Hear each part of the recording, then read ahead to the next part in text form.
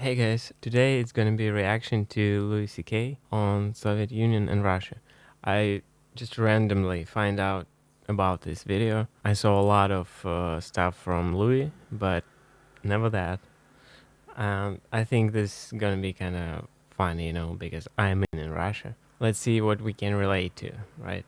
But I think he's gonna be talking about old days, like more Soviet Union and less like modern day Russia. But anyway, I think it's gonna be informative, I hope. So yeah, let's see. Writer for the Conan O'Brien show. Oh, and yeah, ignore please Russian subtitles. I'm pretty sure they're no use to you anyway. And I had written there for 2 years and I was burnt out and I didn't want to do it anymore. So I went to the head writer and I said, I have to quit because I think I'm going to have a nervous breakdown. And he said, take 2 weeks off and we'll pay you for the 2 weeks. And I said, okay, I'll do that. So I had nowhere to go and I thought, maybe I'll go to Russia. I really don't know why. I can't really explain any decisions I made then.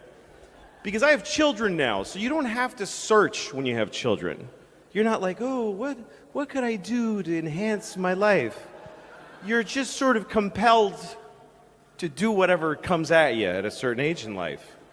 But I was in my 20s, I had no wife, nothing, I had no girlfriend even. I just was this guy and I had money from a TV job, and so I just said, I'm going to go to Russia, because when I was a kid, I used to read Russian novels, and I loved them, and I would open all the windows so I would be cold, and I wanted to be cold like they were. Yeah. Yep. So I just decided Welcome to the club. I'm going to go. And also, somebody told me that the wall had just come down in the Soviet Union, and that Russia was a really crazy place at the time. So I said, I'm going to go there. I speak no Russian. I can't even look at the alphabet and understand what I'm looking at. There's no place more foreign to me than Russia. So I went. I went to Moscow, which is, when you land in Moscow, it's just forest, and there's a city in the middle of just forest. It's terrifying. Sure. And as the plane goes down, you're like, no, I didn't want to really do this. Well, it's too late. And the whole time there, I couldn't fend for myself. It was already a country that was just broken in pieces. And the weirdest things happened to me there, and they just became normal after a while. Like I was in a restaurant, and a waiter came up to me, not my waiter, and he said, Coca-Cola? And I said, uh-huh. He said, Coca-Cola, and I said, sure.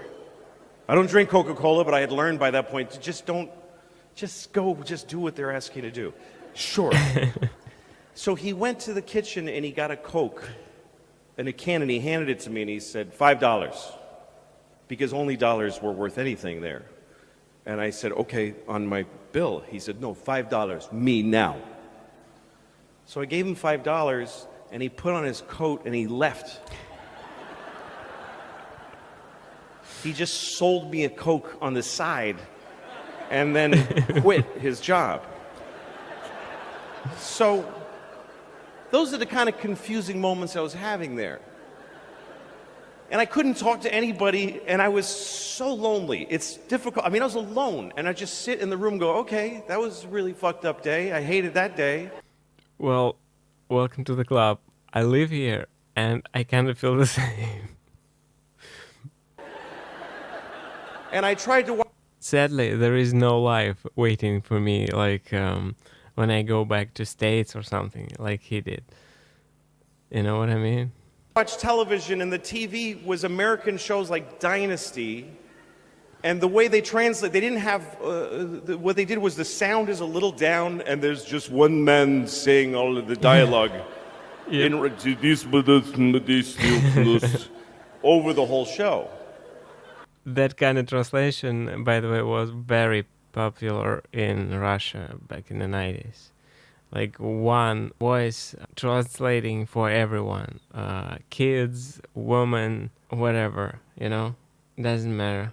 He just translated for everybody.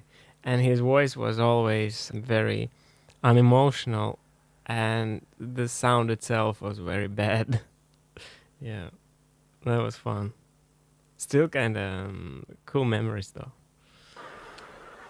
I was there for 2 weeks, And it just was crushingly, I had made no contact with anyone. And then one day I went into the subway. Now, if you've never been to Moscow, the streets in Moscow during the Cold War, they were made wider so that they could have missiles go down the middle of the street for the parades. And if you go there, you'll find out, if you go behind the big buildings, they actually tore the buildings off of their foundations and dragged them back. And a lot of the bigger buildings in Moscow, in the back, they're being held up by like bricks. It's really unnerving how unsafe the whole city is.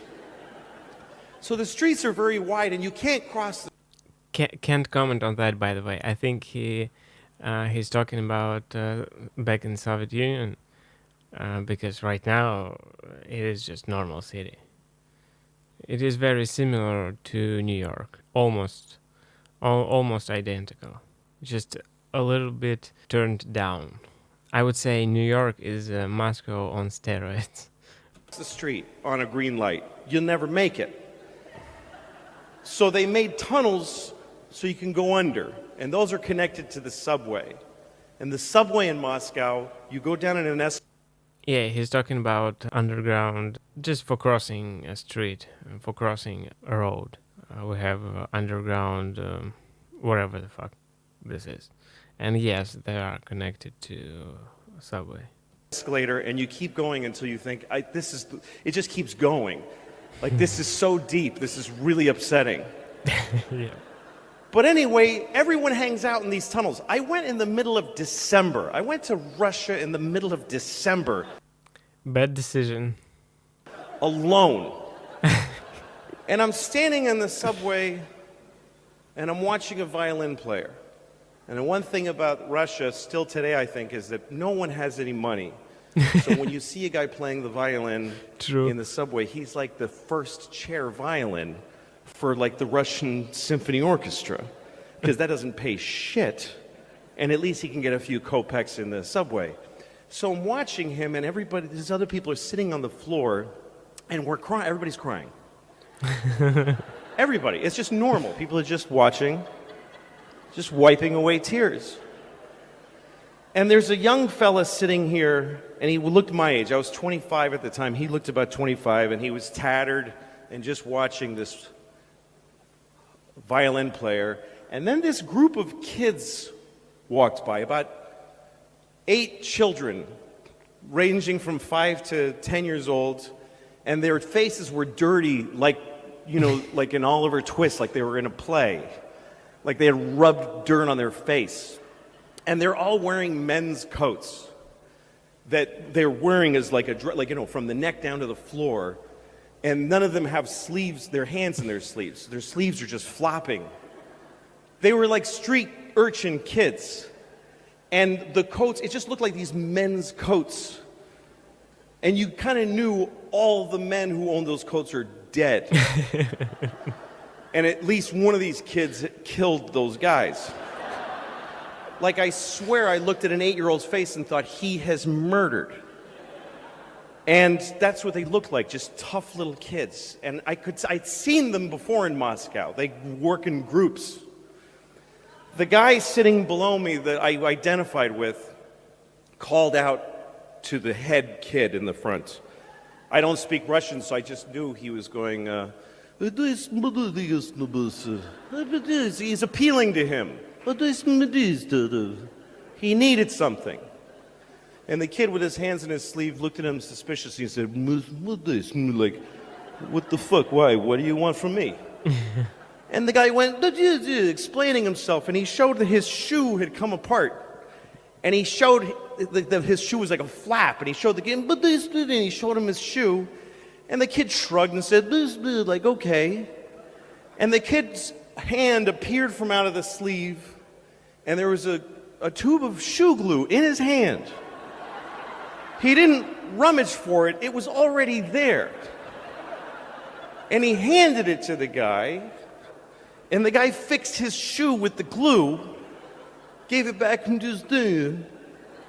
And then the kid from he took his other hand had a paper bag, and he put the glue in, and he huffed it, and his eyes rolled back, and he got high. And then the group kept going, and I couldn't believe what I just saw. Back in the 90s, that was very popular. I don't know about US, but yeah, in Russia, kids did glue, if you can say that. That the misery in this country at that time was so calculable and so predictable that this guy thought, my shoe's broken. Oh, there's a child. He's sure to have some glue in his hand because the state of our nation is so wretched. And I looked, and he looked at me, and I was startled, and then he laughed, and I laughed.